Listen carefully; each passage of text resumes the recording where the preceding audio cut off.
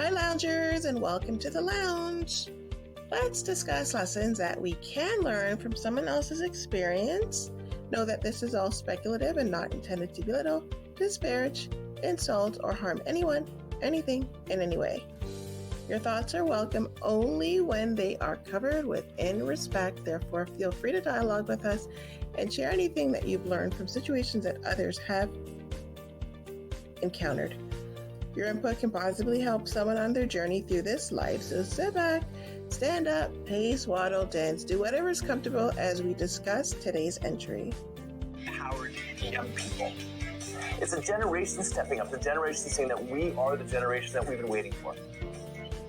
The nice part about starting as young as we did and having a social purpose mission is some of the greatest leaders of the world were willing to be our mentors.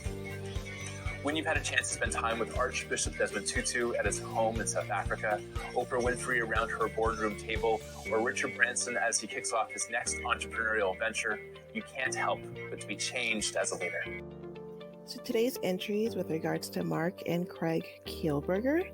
The latter saw a young lad on television who appeared to not have the necessities of life.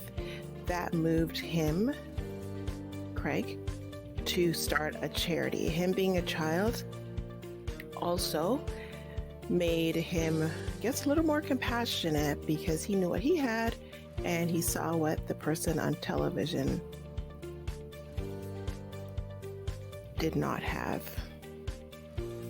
So he started the charity, and later his brother joined forces with him. The charity became a multi-billion-dollar undertaking, and they were able to rub shoulders with Hollywood billionaires as well as regular people.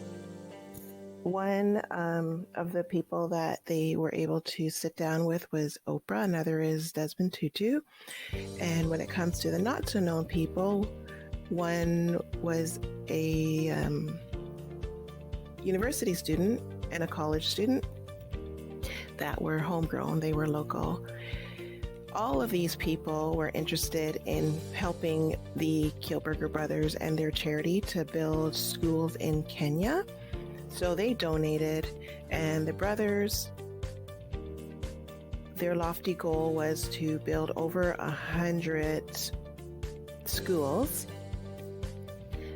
I want to say the number is 850, but I have to verify that. But in any case, they built a lot less than they had promised, but instead of admitting that was the case, they attached one school to multiple donors. So a bunch of donors thought they were the reason a school was standing. Meanwhile, other donors were thinking the same thing. So the media was able to uncover the deception.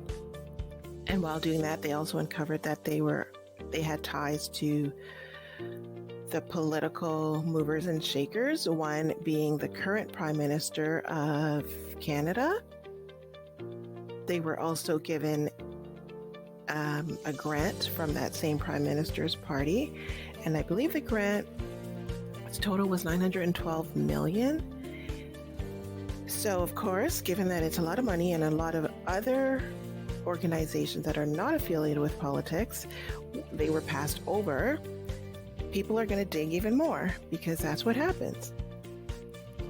So when it was all said and done, these brothers became quite arrogant and they denied being a part of any of the corruption, but paperwork usually tell a different story than what we verbally hear.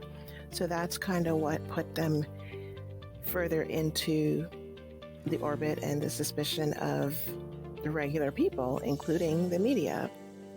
So when it was all said and done, they had to lay off their employees. Most employees didn't get any notice. Others did get notice and were told to embellish or to not speak with the media at all.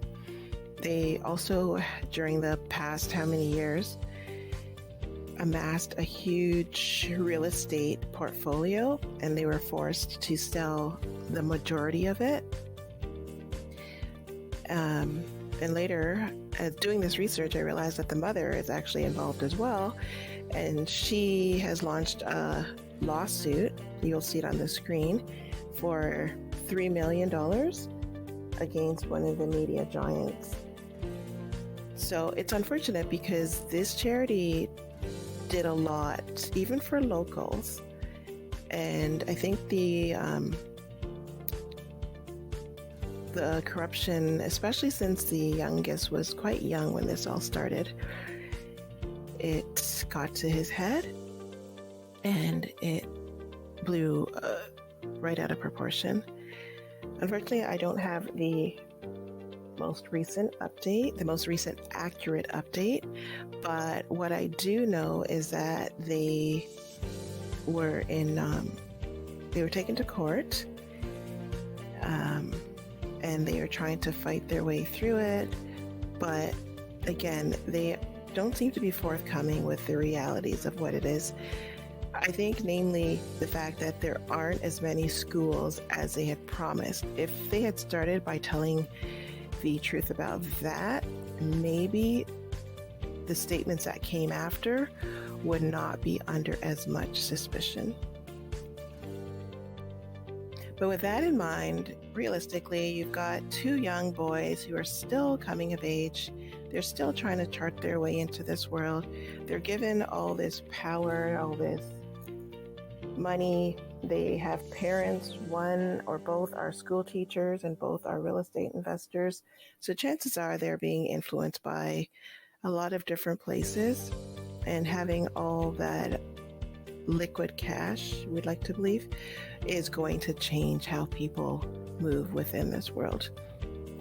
But I think in order to have a different outcome, the truth or something close to the truth should have been stated, just so that the foundation would be a little more firm.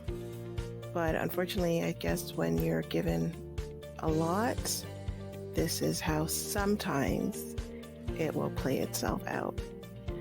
So I'll put some links below if you want to listen to or watch the full story of what has been uncovered by the media. Feel free to do so. And after that, you can share your thoughts, or just in general, if you've got something to say, share it beneath, and we'll go from there.